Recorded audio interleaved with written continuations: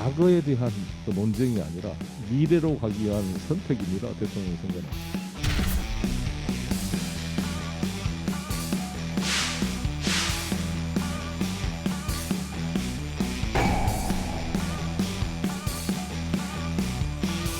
당원과 국민들이 오세훈 시장 중심으로 해서 똘똘 뭉쳐내서 이뤄낸 승리를 윤석열 총장에 의해서 이뤄낸 승리라고 말씀하십니까? 그건 저는 너무 선을 넘었다 이렇게 생각하고.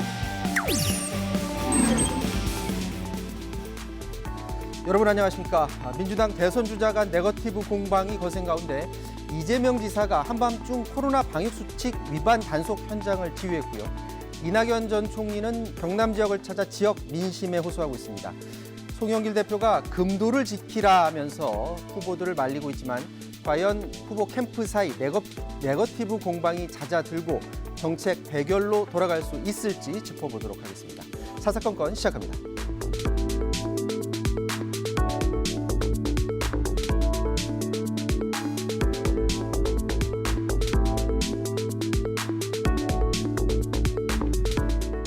네, 여의도 사사건건 오늘은 이 두 분과 대선 이슈 짚어보도록 하겠습니다. 김영준 명지대 교수, 이택수 리얼미터 대표 나오셨습니다. 안녕하십니까? 네, 안녕하세요. 네, 안녕하세요. 자, 먼저 그 대선 주자 간 지지율 추이부터 좀 살펴보도록 하겠습니다. 윤석열 전 총장 고공행진 이어가다가 최근에 들어서 물론 이제 조사 기간마다 조금 차이는 있습니다만 하락하는 지금 추세를 보이고 있습니다. 어제 4개 업체가 합동으로 조사한 MBS 조사 결과를 보면요. 적합도 조사입니다. 이재명 지사가 27%, 윤석열 전 총장 19%, 이낙연 전 총리 14%. 자, 추세를 보면 이재명 지사, 윤석열 전 총장 사이에 그 격차가 지금 벌어졌습니다. 오차범위 밖으로 벌어졌고요. 자, 양자 대결이 지금 눈에 띕니다. 이재명 지사뿐만이 아니고요. 자, 그래프 오른쪽에서 나타나듯이 이낙연 전 총리와 윤석열 전 총장 사이의 양자 대결에서도 그 전 조사, 그러니까 7월 첫째 주에는 36대 36이었거든요. 근데 42대 34로 지금 역전을 당한 그런 상태입니다. 자, 윤석열 전 총장의 하락세의 원인을 좀 분석을 좀 부탁을 드리겠습니다. 우선 첫 번째는 이제 장모 구속, 그다음에 부인 논문 논란이 영향을 미친 것 같고요. 두 번째는 주 120시간 노동 논란, 또 대구 밀란 논란 네. 영향을 좀 미쳤고요. 그리고 마지막으로는 국민의힘 입당의 타이밍이 좀 늦어지면서 국민의힘 지지층에서 일부 지지를 철회하고 그 지지층이 최재형 전 원장한테 혹은 뭐 홍준표, 유승민 등등의 이제 후보들로 이동한 측면이 있는 것 같습니다. 그래서 국민의힘 입당이 언제가 될지 지금 이준석 당 대표하고도 약간의 이제 묘한 긴장감이 형성이 되고 있는데 뭐 그런 부분들, 그다음에 개인 그 메시지 관리 차원에서 조금 혼선이 있는 그런 부분들이 유권자들한테 조금 불안감을 준 측면이 있는 것 같습니다. 지금 양자 대결 조사에서는 이 전 조사와 비교해서 갑자기 큰 변화가 생긴 게 보이지만 전주와 비교했을 때 예를 들어서 대구 밀란 발언이 20일 날 그 발언을 했었거든요. 근데 이번 여론조사 기간에 정확히 정 가운데 시점에 대구 밀란 발언이 있었고 또 언론 인터뷰에서 주 120시간 근무 바짝 일해야 된다라는 그 발언도 마찬가지로 그날이 있었습니다.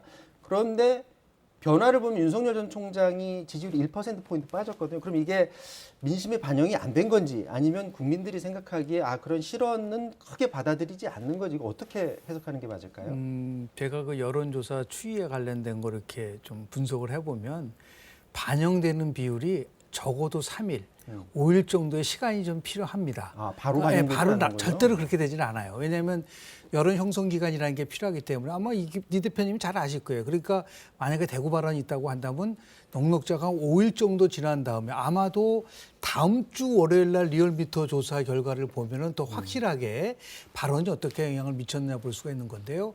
지금 이제 윤석열 총장의 지지율 하락에 대한 부분들은 이제 이 대표님이 이제 말씀해 주신 거가 있는데 거기다가 제가 추가적으로 좀 말씀을 좀 드리면 저는 정당 효과에서 밀리고 있다고 저는 봅니다. 정당 그러니까, 효과. 예, 왜냐하면 여전히 이제 우리가 컨벤션 효과도 있고 민주당이 뭐 굉장히 시끄럽지만 경선이란 걸 치르면서 집중도는 민주당 경선 쪽으로 많이 쏠려가는 수밖에 없는 거고요.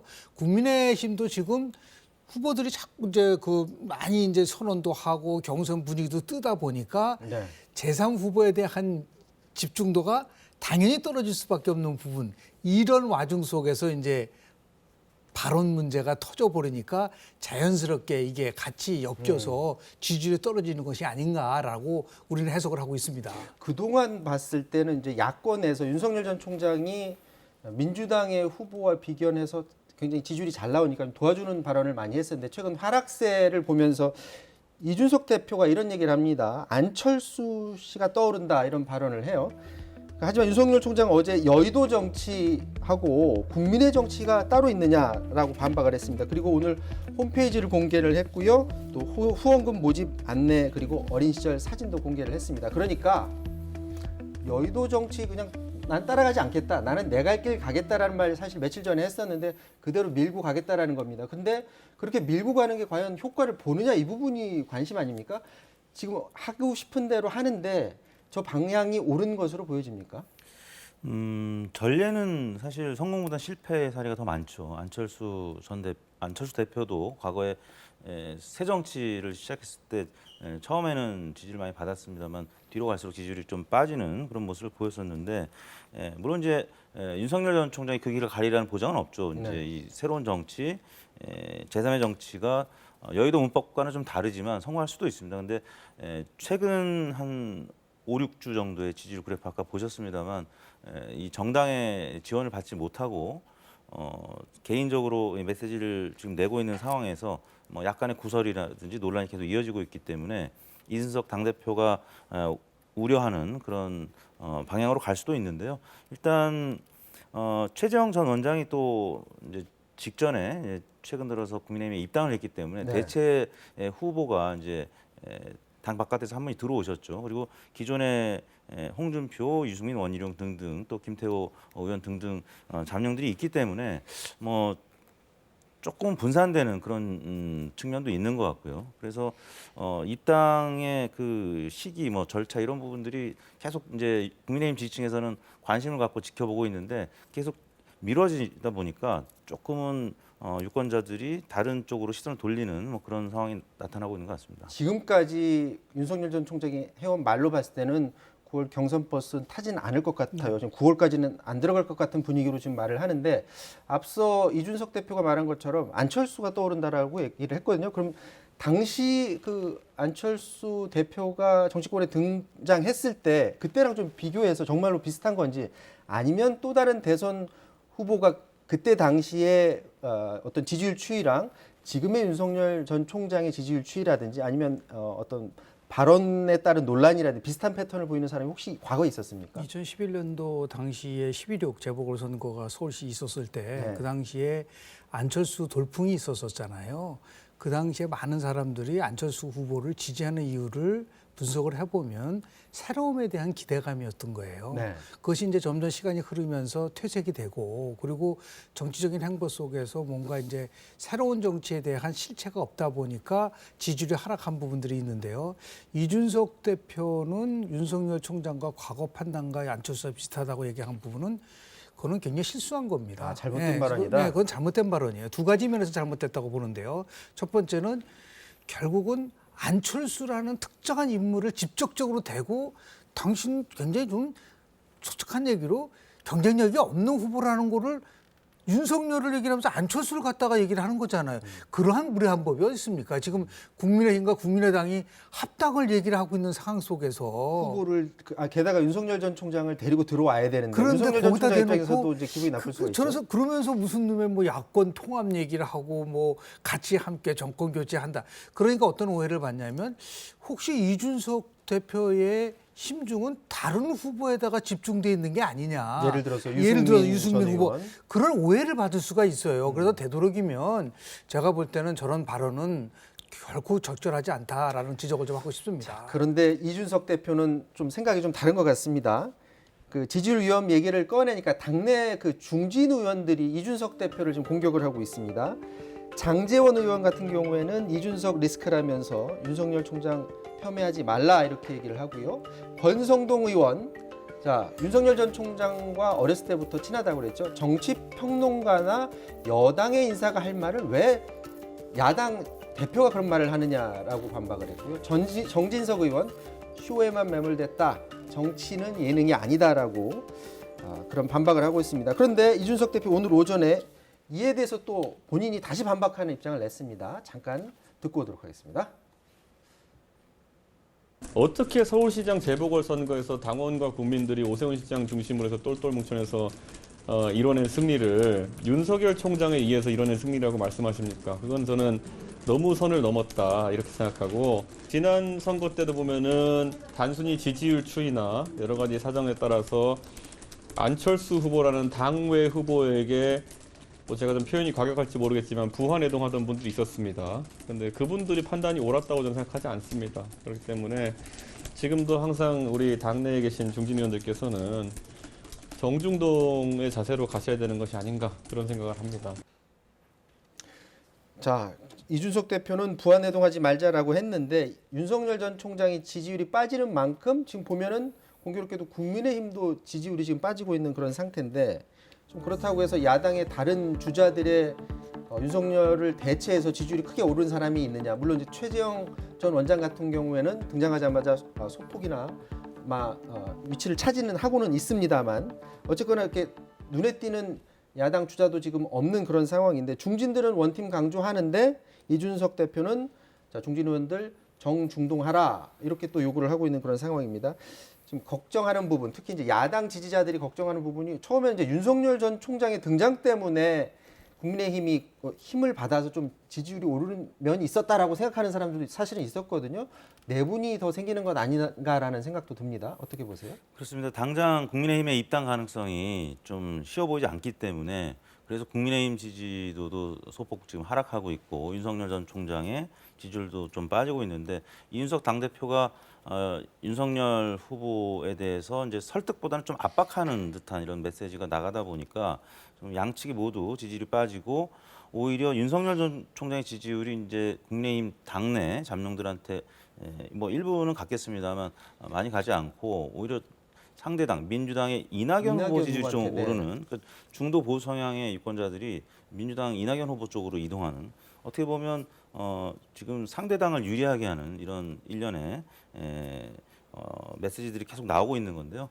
이런 부분들은 김 교수님 말씀하신 대로 조금 전략적으로 잘 판단해야 될 것 같습니다. 이 당내에서 중진 의원들이 얘기하는 뭐 이런 이준석 리스크라는 얘기가 지금 나올 수밖에 없는 이제 상황인데요. 결과가 일단 당 지지율, 뭐 또 후보들의 지지율이 빠지고 있다 보니까 이런 부분에 대해서는 다시 한번 윤석열 후보를 만난다든지 해서 압박이 아니라 뭐 설득하는 그런 좀 노력의 모습이 좀 필요할 것 같습니다. 사실 이제 이준석 당 대표가 되기 전부터 우려의 시선은 있었습니다. 신인정 어떻게 보면은 한 번도 원내 들어오지 못했던 그런 정치인인데, 중진 의원들과 나중에 좀 갈등이 생기지 않을까라는 염려의 목소리도 있었거든요. 이게 증폭될 가능성 높다고 보십니까? 이준석 대표가 좀 알아야 될 부분이요. 여론조사를 보면은 선생님께서는 정권이 교체되는 게 좋겠습니까? 아니면 현 정부가 계속했으면 좋겠습니까? 보면은 여전히 정권이 교체됐으면 좋겠다는 비율이 높은데, 네. 문제는 왜 그렇다면 범여권 후보의 지지율 합이 범야권 지지율 합보다 높냐라는 거예요. 거기에 지금 이준석 대표가 그 부분에 대해서 심각하게 생각을 해야 되는 것이요. 더구나 이준석 대표가 출범하고 나서 한 달이 지난 점에 점점 범야권보다는 범여권 후보 지지가 높아졌다는 것은 분명히 지도체제와 갈등 부분이 존재하고 윤석열 전 총장과의 갈등이 존재하다 보니까 범여권의 지지는 높아지는데 범야권의 지지는 낮아진다. 이런 부분들을 가지고 봐야지 자꾸만 무슨 뭐 오세훈 시장 얘기하고 더 나아가서 본인에 대한 얘기를 자꾸만 관철시키려고 한다고 한다면, 정권 교체는요 그렇게 쉽지 않습니다. 항상 강조하지만 정말 어려운 거라고 한다면, 지금은 똘똘 뭉쳐도 어려운 상황인데 홀로 저렇게 모든 거를 끌고 갈 수 있다라고 생각한다고 한다면 결국은 갈등이 있을 수밖에 없는 것이고, 이거를 빨리 조기에 제가 볼 때는 수습을 좀 해야 될 필요가 있지 않을까라는 생각을 좀 합니다. 워낙에 이준석 대표가 자기 논리와 확신이 강하잖아요. 근데 주변에서 이제 그렇게 얘기를 하고, 아니 자기 정치하는 건 아니냐라는 목소리도 있는데, 본인이 이렇게 쉽게 생각을 바꿀까요? 그런 결국은 큰 틀 속에 하면은 본인이 당 대표가 됐을 때 얘기했었던 정권 교체를 위해서 다 같이 함께 한다라고 하는 것에 대한 부정이죠. 그러니까 저는 지금 이준석 대표는 각종 언론의 노출 빈도를 반의 반으로 줄여야 된다. 지금 거의 매일 거의 나오고 매일 있죠. 나와요. 그러니까 이러다 보니까 어떤 경우는 피로감도 느끼고 이제는 어떤 말을 하더라도 똑같은 말처럼 느껴지고 좀 무게감이 있으면서 조정을 하고 같이 가게 할 수 있는 더 중요한 거는 그렇게 중요하다면요. 지금 이준석 당대표가 윤석열 전 총장 만나야죠. 만나서 이 문제를 정치적으로 풀어야지 자꾸만 바깥에서 메시지를 가지고서 공격한다든지 비판한다는 것은 제가 볼 때는 그건 정치가 아니다. 그런 비판을 받을 수 있는 여지는 있다는 것을 좀 대표가 좀 깊이 좀 성찰할 상황이 아닌가 생각을 합니다. 자, 윤석열 전 총장의 지지율이 지금 뭐 계속해서 내려갈지 말지는 좀 알 수 없는 상황인데 혹이라도 지금보다 윤석열 전 총장의 지지율이 내려갈 경우에 그렇다면 국민의힘 지지율이 덩달아 내려갈 것인가? 그리고 국민의힘에 있는 다른 주자들이 윤석열 전 총장에 몰려있는 그 지지표를 가지고서 지지율을 끌어올릴 수 있는 것인가? 그 부분도 굉장히 궁금하거든요. 어떻게 예상을 하고 계십니까? 교수님 말씀하신 것처럼 이준석 당대표하고 윤석열 후보가 만나야 될 것 같습니다. 그래서 이 모호한 예측이 불가능한 상황이 아니라 입당을 할 거면 언제 할 건지 안 할 거면 아예 제3지대에서 당을 만들거나 아니면 무소속 후보로서 양측이 경쟁하면서 나아가다가 나중에 단일화하는 방향으로 그래서 국민들이 뭐 예측 가능한 정치를 좀 봐야 할 텐데 지금은 굉장히 모호한 상황이 유지되다 보니까 양측 지지율이 지금 다 빠지고 있고 원래는 정권 교체의 이 여론조사가 대략 한 50%에서 60%까지 가까이 높게 나타났었는데 최근 들어선 그 격차 좀 줄어든 부분이 있고요. 또 문재인 대통령 국정수행 평가도 40%대 중반으로 지금 상회하고 있고 오늘 발표된 한국갤럽조사도 30%대에서 40%대로 올라섰거든요. 미국 같은 경우 현직 대통령의 국정수행 평가가 40%를 넘으면 이제 연임제도이기 때문에 재선의 가능성이 높아지는데 한국 같은 경우도 40%대를 기록한 5년 차에 40%대를 기록한 대통령이 없었거든요. 그래서 이 정권 교체의 여론이 더 높긴 합니다만 지금 상황은 그 격차가 좀 줄어들고 있고 대통령 국정수행 평가가 좀 높아진 상황이라서 정권 교체가 사실 한 몇 달 전만 해도 4.7 재보궐선거 때만 해도 굉장히 가능성이 높다고 봤는데 지금 아주 팽팽한 이런 상황이 됐기 때문에 국민의힘 지도부는 조금 이런 부분들 좀 고민을 해야 될 부분이 아닌가 싶습니다. 방금 전에 대표께서 말씀하신 대통령 국정운영 지지율 여론조사 결과는 선관위 여론조사심의위원회에 들어가면 확인을 하실 수가 있고요. 자, 이런 가운데 민주당의 안민석 의원이 국민의힘에서 플랜 C를 준비하고 있다라는 말을 합니다. 관련해서 좀 논란이 일고 있는데 무슨 얘기인지 한번 듣고 오도록 하겠습니다. 윤석열 가지고는 이제 안 되겠다 싶어서 플랜 B가 이제 가동이 이제 막 되기 시작하는 단계라고 보고요. 플랜 B의 중심에는 최재형 전 감사원장이 있다고 보고요. 근데 플랜 A든 플랜 B든 정치는 명분인데 두 분 다 대통령 되려고 검찰총장과 감사원장을 중도에 사퇴한 이것은 정치적인 명분으로 국민들이 도저히 인정해 줄 수가 없을 것입니다. 저는 결국에는 플랜 C가 기다리고 있다. 저는 그렇게 보고 있습니다. 플랜 C는 지금이 아니라 추석 전후 한 시점이 될 거라고 저는 보고 자, 시청자 여러분들께서 유념하셔야 될 거 지금 상대당 의원이 얘기한 거라 그 부분 이제 감안해서 들으셔야 될 것 같습니다. 그러니까 플랜 B까지 생각해서 뭐 최재형 후보까지 생각을 했는데 그래도 안 되면 다 버리고 플랜 C까지 준비해야 될 것 아니냐라는 얘기인데 사실 국민의힘 입장에서는 딱 두 사람만 보고서 대선을 맞이하지는 않을 거 아니겠습니까? 당연히 또 다른 후보들 지금 나와 있는 후보들 포함해서 새로운 후보들까지 생각해서 그 이후까지 생각을 해야 될 텐데 문제는 만약에 그렇게 될 경우 지금 윤석열 전 총장에게 몰려있는 지지율을 흡수하려면 그 인물이 본인도 어떤 스토리가 있고 감동을 줄 수 있는 포인트가 뭔가가 있어야 되지 않을까요? 그런 사람이 지금 나올 수 있다고 보십니까? 언제든지 뭐 가능하다는 게 정치 영역이기 때문에 아니 노무현 대통령이 2000년도 1월 달에 지지율 2%였어요. 그리고 두 달 후에 결국은 광주 경선에서 승리해서 갔기 때문에 저는 제가 누차 강조하지 않습니까? 여론조사 분명히 출렁거릴 거라고 얘기를 하는데 저는 안 의원 말고도 저는 집권당에 플랜 A, 플랜 B, 플랜 C, 플랜 D까지 있다고 봅니다. 그걸 제가 봤을 때 마찬가지입니다. 플랜 A는 뭐 경쟁력 있는 처음에 이재명 후보로 나가다가 플랜 B는 친문으로 나가다가 플랜 C는 안 되면은 탈당해가지고 나가서 당이 갈라질 수 있는. 아니 그거야 뭐 상상력을 동원해가지고 얼마든지 얘기할 수 있는 부분인데 저게 현실화될 수 있느냐 없느냐라는 거를 뭐 민주당 의원이 얘기하는 것에 대해서는 별로 이렇게 신뢰하기는 어렵고요. 정치는 정말 상상력이고 우리가 예상하지 못한 이준석 효과는요, 딱 한 달 만에 실현된 겁니다. 이제는 SNS 시대이기 때문에 2달 정도에 얼마든지 여론이 출렁거릴 수도 있고 변화될 수도 있다라고 하는 것을 이 최근에 나온 대선에서의 중요한 특징 중에 하나라고 저는 봅니다. 자, 이번에는 여당으로 넘어가 보도록 하겠습니다. 앞서 저희가 여론조사 결과를 보여드렸는데 이낙연 후보의 지지율이 많이 치고 올라가고 있는 그런 상황이고요. 그렇다 보니까 이재명 지사와 이낙연 후보 간 네거티브 공방전이 거세지고 있습니다. 지금 당 차원에서 좀 자제 좀 해달라라는 메시지를 던지고 있는데요. 잠깐 듣고 오도록 하겠습니다.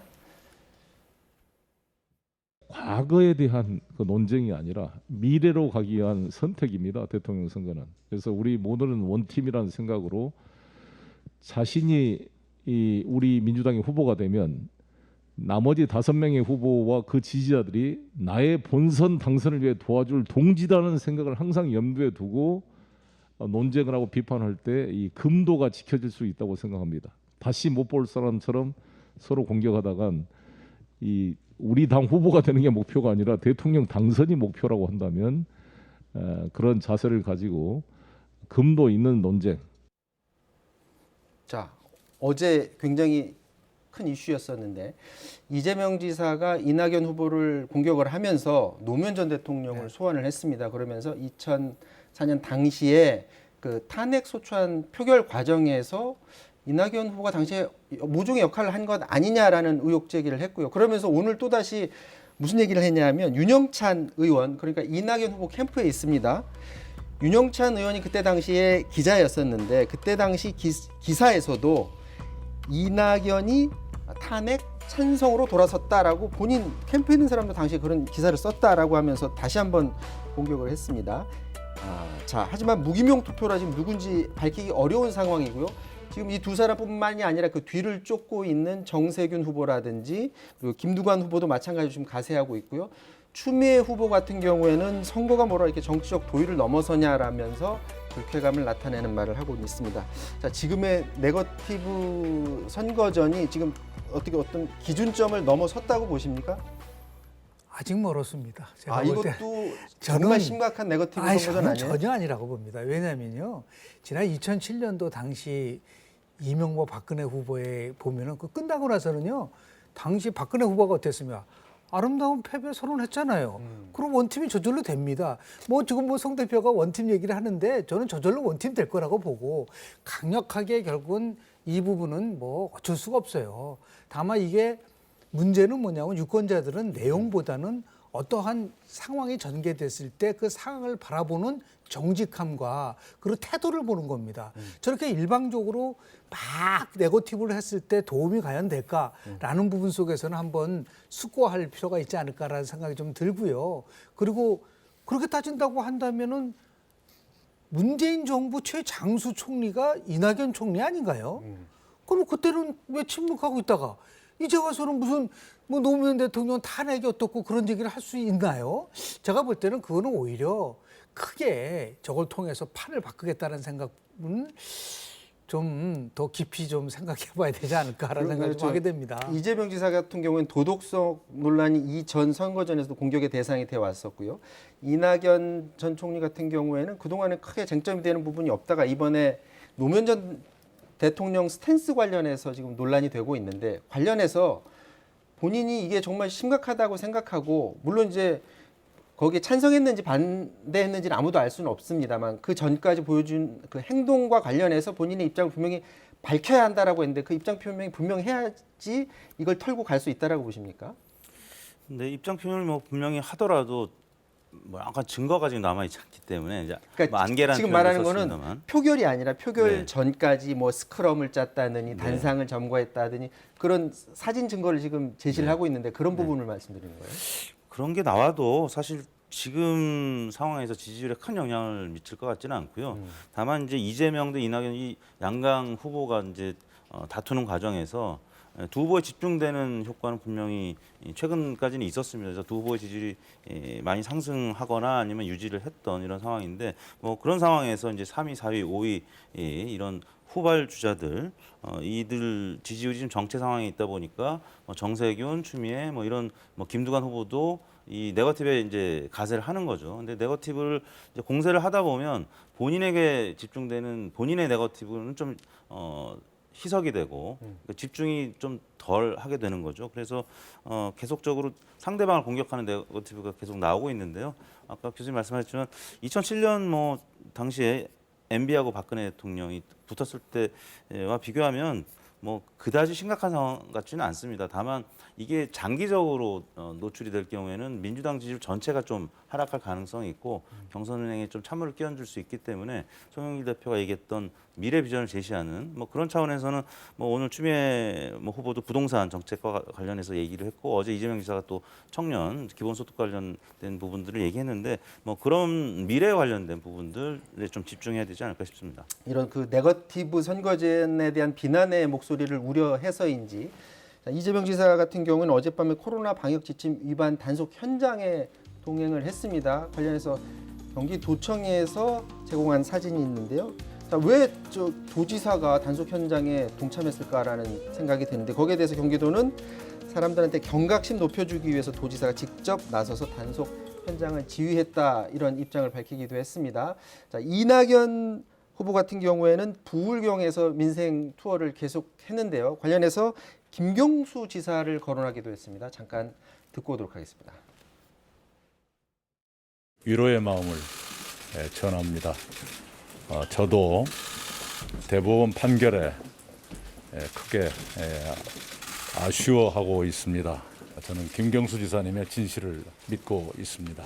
김 지사님이 추진해 오셨던 동남권 메가시티 건설 등 여러 의욕적인 정책들이 차질을 맞지 않도록 이전에 민주당 예비 경선에서 보면 이재명 지사의 기본소득에 대해서 구체적 청사진 제시 안 한다고 좀 공격이 있었는데 어제 기본소득과 관련해서 좀 자세한 설명을 했습니다.